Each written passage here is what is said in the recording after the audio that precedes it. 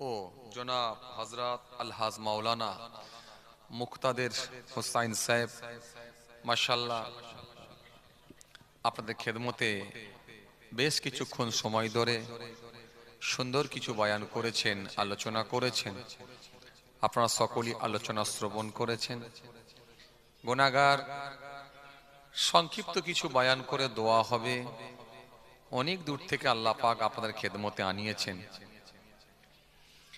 এসেছি আপনাদের খেদমতে, আপনাদের ছেলে, আপনাদেরই পীরের আওলাদ, দরবারে ফুরফুরা শরীফ, আশেকে রসুল, সুলতানুল ওয়াইজিন আলা হযরত ছোট হুজুর পীর কেবলা রহমাতুল্লাহ আলাইহি, হুজুরের নাতি অর্থাৎ ছোট হুজুর কেবলার মেয়ে ছেলে, দরবারে পীরনগরী হুজুর পীর কেবলা রহমাতুল্লাহ আলাইহি, যিনি পীরনগর পীর সাহেব ছিলেন, আহলে বায়াতের খানদান ছিলেন, দাদা পীরের হাতে হাত দিয়ে দস্তে বায়াত ছিলেন, কলকাতা ৯ নম্বর হালদা লেনে জবরদস্ত আল্লাহর ওলি ছিলেন, যেনা জানা যায় কম বেশি প্রায় ১২ লক্ষ মানুষের সমাগম হয়েছিল। সে আল্লাহর ওলির পৌত্র অর্থাৎ ছেলে ছেলে হিসাবে আপনাদের খেদমতে এসেছি। সংক্ষিপ্ত কিছু বয়ান করে আপনাদের খেদমত থেকে বিদায় নেব। খুব কষ্ট আপনাদেরকে দেবো না, শীতের রাত, ঠান্ডা রাত, শীতকে উপেক্ষা করে বড় কষ্ট করে আপনারা এসে বসেছেন। আর আল্লাহ আনিয়েছেন আমাকেও অনেকটা দূর থেকে আসতে হয়, সে ফুরফুরা শরীফ থেকে আরো ৪০ কিলোমিটার প্রায় আমার দরবার, এত দূর থেকে আসতে হয়।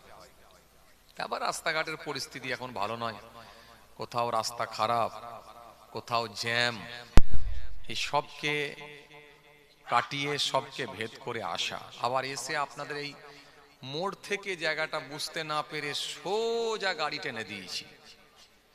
কথা বুঝতে পারছেন না? আপনাদের এই বাস স্ট্যান্ড থেকে উঠেই সোজা রাস্তা ভালো পেয়েছি, গাড়ি টেনে দিয়েছি, বেশ কিছুটা চলে গেছি, আবার গিয়ে ফোন, ফের আবার ব্যাকে আসছি। কথা বুঝতে পারছেন না? এই করছি।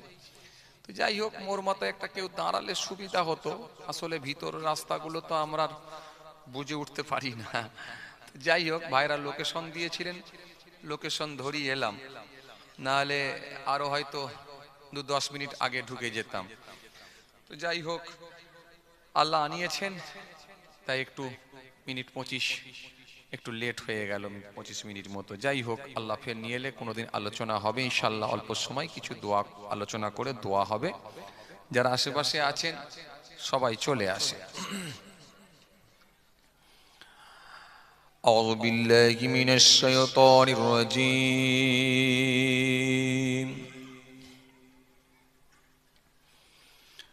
বিসমিল্লাহ।